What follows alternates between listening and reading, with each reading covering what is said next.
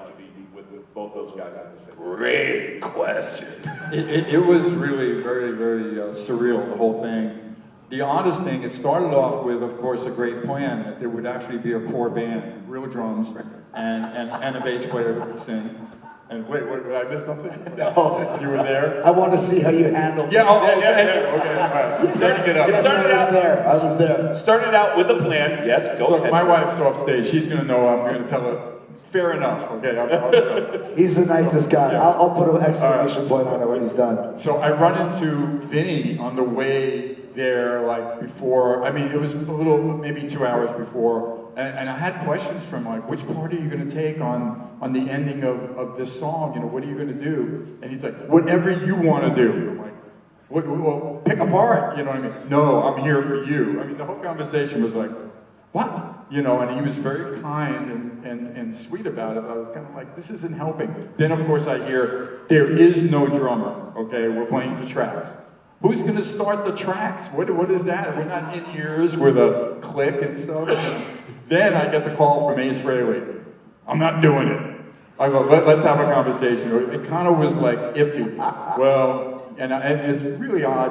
I asked my wife to pull it up because she actually filmed it when Ace's conversation on my phone, okay? And I'm listening to it, and she has it, so I'm hearing the audio, and it's pretty precious. It's really, I should transcribe it sometime. Ace was wonderful, and we became real kumbaya about it, because I kept going like, for the fans, we gotta do this, because Ace was dead against not having a drummer. He's never played without a drummer, and he was saying that, you know, like, I don't, you know, what the fuck, why isn't there a drummer, you know, what do you, I'm like, I know the tracks, Ace, I have heard them, and I know the guy who created them will be there, he'll start it.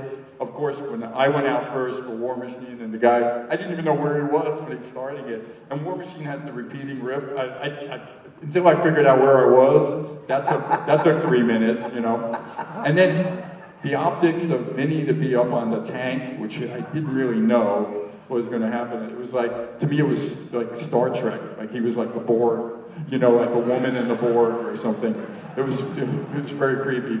But, you know, out of respect to Vinny and his great songwriting and the importance of history when he was there, I wore like an Ankh scarf, you know what I mean? Oh. Which he really loved that. And then Ace comes out, and we're all playing together. And that was kind of really special, even though I think Ace got confused with the last song we were doing, and you know, everybody was starting a different song. But we pulled it together, and very ironically, it was at the very end of Deuce.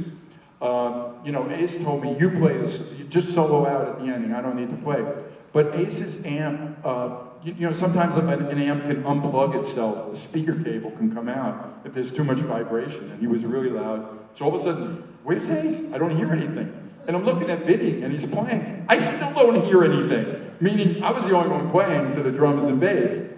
So I don't even know if Vinny had his volume on, you know what I mean? Wow. Although he was like, playing, you know. So all I know is when I got off the stage, I was like, oh, thank God that's over. You know? What else could I say? You know, I'm not sad I did it. I don't want to ever repeat that with you know, with a situation like that. Because look, Vinny is eccentric. I got a quote once that he's the Howard Hughes of Kiss. You know, even though he's been getting out there a little more on occasions. But you know, unfortunately, the bad side was things didn't actually go as planned.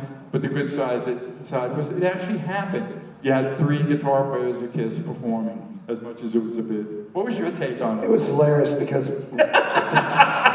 so we were there too, right? And the venue was closed. Bob, you couldn't get in there. There was like locked doors, and everyone's waiting outside to get in, right? Was anybody in Nashville? Okay, so everyone's waiting outside the venue, and the doors are closed. They open the door, and here's Vinny on top of the tank. He just starts. Soloing. Just starts. Now, when I say soloing, this is not Eruption, a minute and a half. This is freaking 20 minutes of soloing. As people are walking in. But it never ended. It just kept going and going and going. I was like, oh my God. Yeah. And then like you said, then you guys came on and the drums were kind of out of sync at a certain point. Ace started Cold Gin and you guys were playing Deuce, and it was I know you guys, and it was so cool to see, but I will never forget Vinnie Vincent on top of a fucking tank, soloing for 20 minutes, where you first come in, you're like, yeah! And then you're like, He's still going. And then there's another It's never gonna end. there's another element to it, which is they didn't want people recording, and everyone's first instinct when they walked in was to go, "The fuck?" And we started filming it because it was so odd. So. Bob, when you guys did Revenge and Vinny was involved with the songwriting, did you ever have any interactions with him at all, or were the songs already done by the time you were recording with him?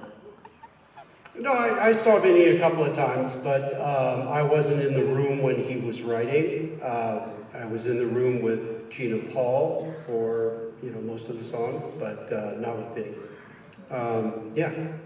Anyway, Chris. So first of all, I have to say I'm a fan of the band. Second of all, I have to say kayfabe. And third of all, I have to say the reason I said that is because when I was a teenager, I picked corn on Whipper Billy Watson's farm.